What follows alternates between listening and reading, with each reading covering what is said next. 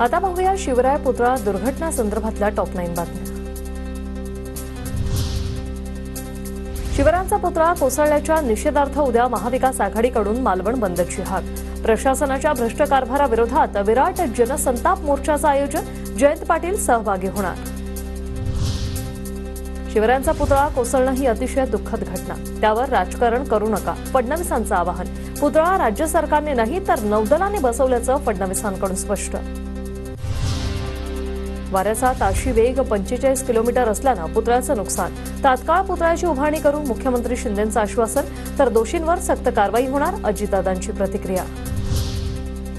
शिंदेंच्या डोक्यात हवा गेल्यानं जमिनीच्या वर उडत आहेत। छत्रपतींचा असा अपमान मुघलांनीही केला नाही। शिंदेंकडून मर्जीतल्या ठेकेदारांना पुतळ्याचं काम, संजय राऊतांचा हल्लाबोल।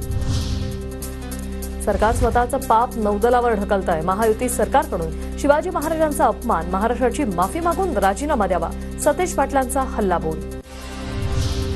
पुतळा कोसळणं कदाचित नियती असेल, शिवाजी महाराजांच्या इच्छेशिवाय काहीही होत नाही। शालेय शिक्षण मंत्री दीपक केसरकर यांचं संतापजनक वक्तव्य। शालेय शिक्षण मंत्री निर्लज्ज, इतका निर्लज्जपणा आधी कधी दिसला नव्हता। आदित्य ठाकरेंची दीपक केसरकर यांच्यावर टीका। शिवरायांचा पुतळा कोसळल्याची बातमी वेदना देणारी। 8 महिन्यांपूर्वी उभारलेला पुतळा कोसळतोच कसा, राज ठाकरेंचा ट्विटमधून सवाल।